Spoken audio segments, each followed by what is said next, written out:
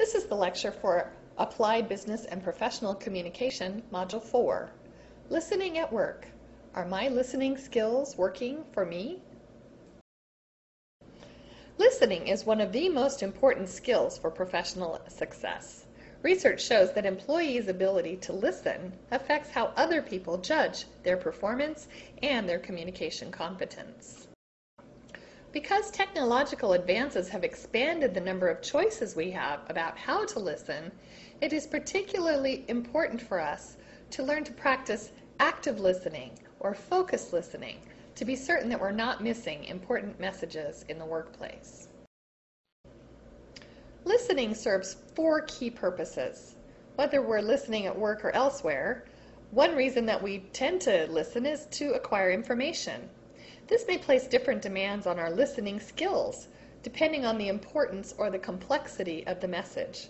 So a very complicated set of instructions may be challenging for us to listen to, whereas a routine or a mundane message may not be nearly as challenging. Second, we listen to screen and evaluate the many messages that we receive each day. This helps us to avoid information overload. We decide which messages are important to listen to, and then we attend to those messages. Third, some of the time we listen simply to enjoy or relax. This is important for our mental health, but it can become problematic if we take too much of a relaxed listening approach, particularly if we're in the wrong situation. And finally, we listen to get along with other people. This is important in developing the relationships that help us succeed both personally and professionally. So what's the difference between a good listener and a poor listener? Well, one of the most important differences is that good listeners tend to take an active listening approach, whereas poor listeners often default to a passive listening approach.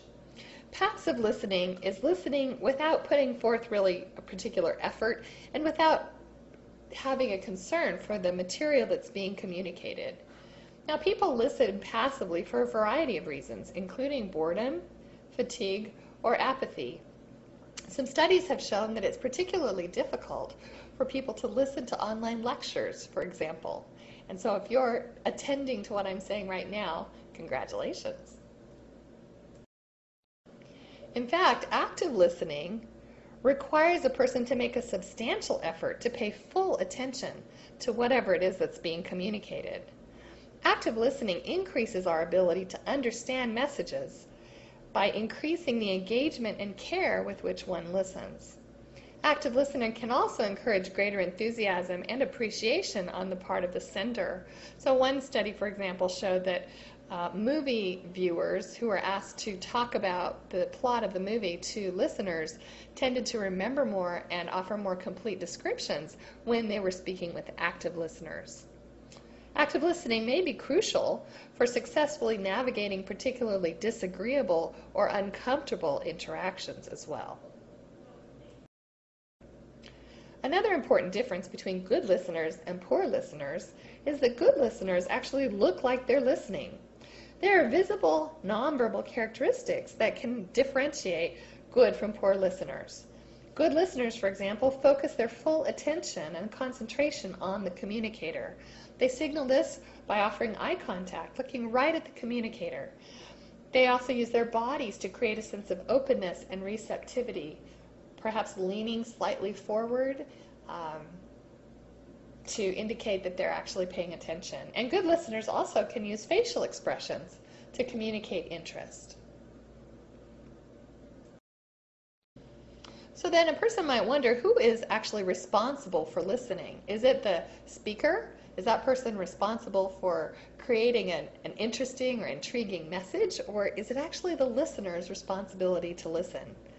Well, it turns out that both people are responsible for listening.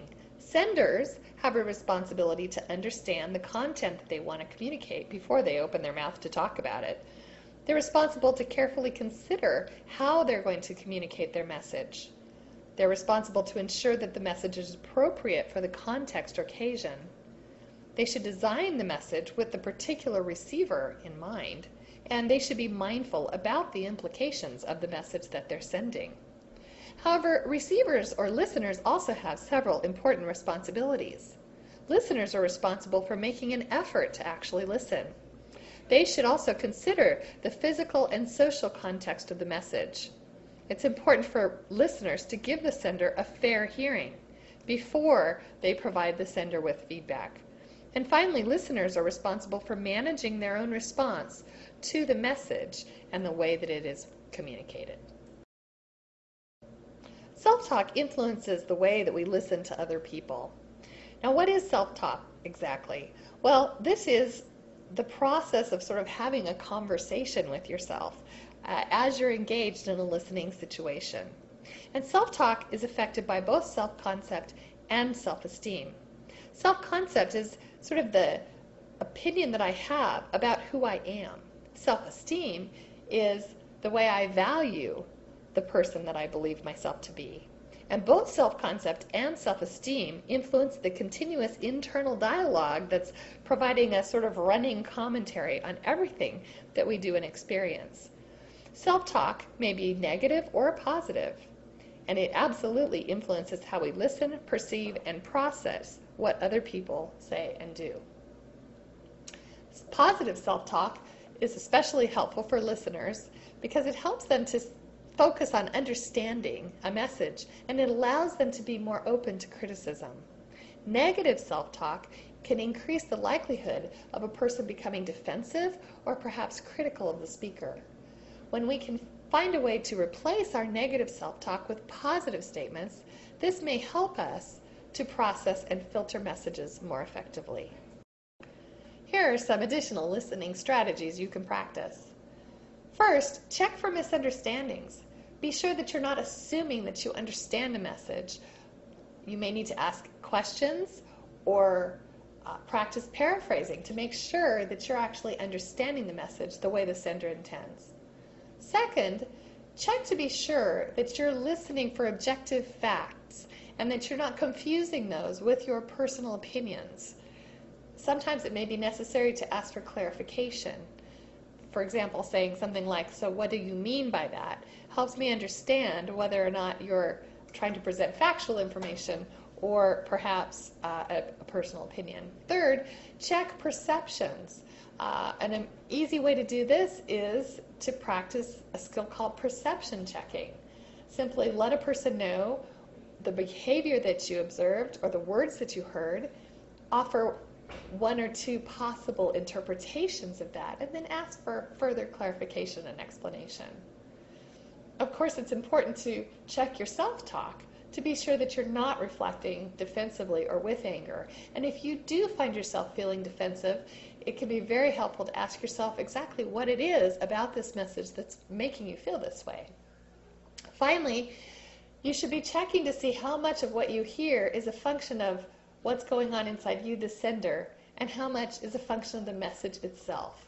We want to make sure that our responses are rational rather than emotional.